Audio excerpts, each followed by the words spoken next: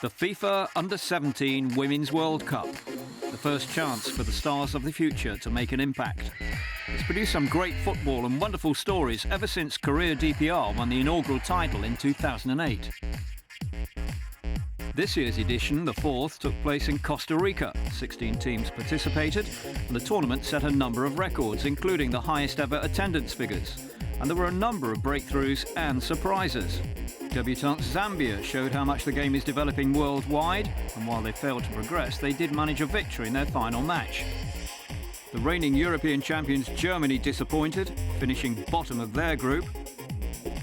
And also on an early flight home with Korea DPR. They'd never failed to reach the semi-finals previously, but they didn't recover from defeat to Ghana in their opening game and missed out on the knockout stages by a single point.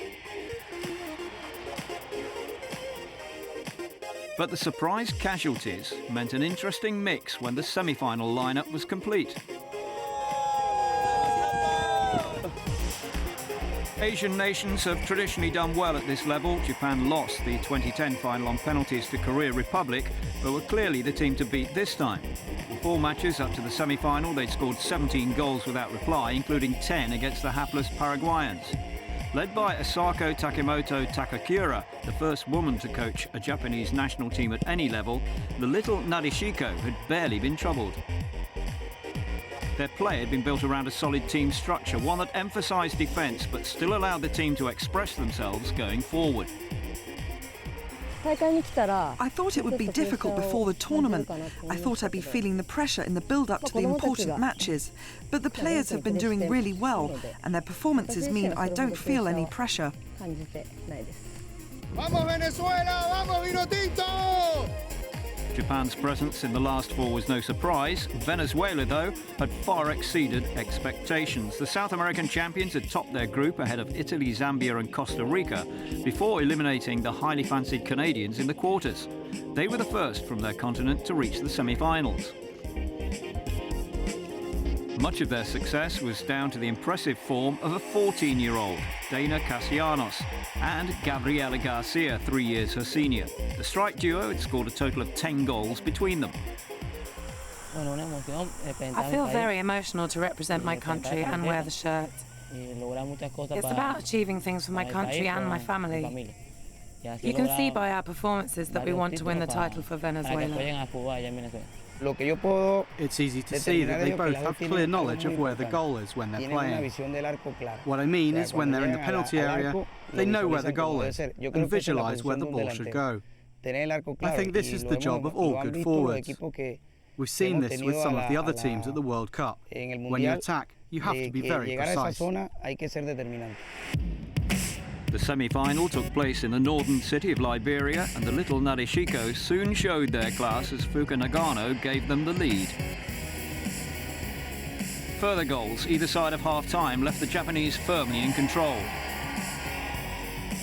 A 4th Japanese goal dispatched from the penalty spot by captain Hina Sugita put the game beyond doubt before Castellanos grabbed a late consolation for La Vino Tinto. The 4-1 victory sent Japan through to their 2nd World Cup final. Awaiting them will be either Spain or Italy.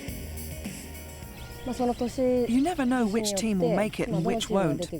No matter which team makes it, the level of play in the later stages will always be higher than before. Each team brings their own style, and we must be prepared. I think both teams have improved a lot throughout the competition. Italia! Italia! Italia! Women's football has made great strides in Italy recently, and the Azzurrine were making their tournament debut. The Italians had secured Europe's 3rd qualification spot after a penalty shootout win against England, and the result had clearly instilled a sense of confidence that carried through to Costa Rica.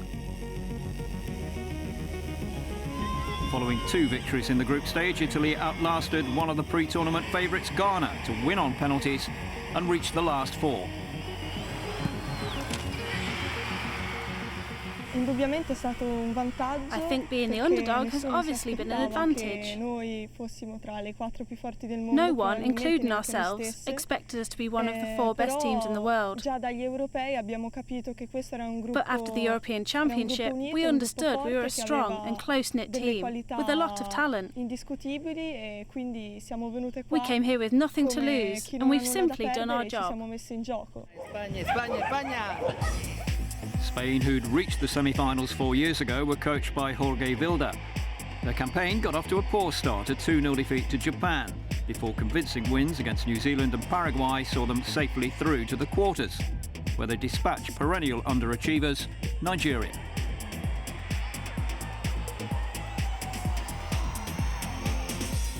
Vilda had been La Rojita coach in 2010, where defeat to Korea Republic saw them miss out on the final.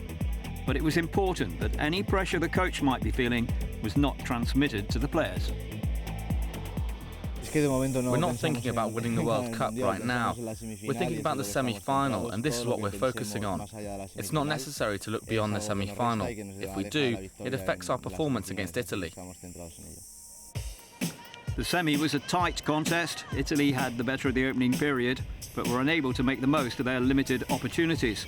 Striker Martina Piemonte had the ball in the back of the net, but it was ruled out for offside. Spain lifted their game after the break and took the lead through Sandra Hernandez. 9 minutes from time, the Spaniards doubled their lead as Nahikari Garcia converted a second spot kick. The final would be Spain against Japan. With a near full house at the Estadio Nacional in San Jose, Japan again showed why they'd become heavy favourites. Maika Nishida's alert reactions gave the Asian side an early lead. Japan's high-tempo style of play gave the Spaniards few opportunities. And 12 minutes from time, Fukukono sealed a 2-0 win.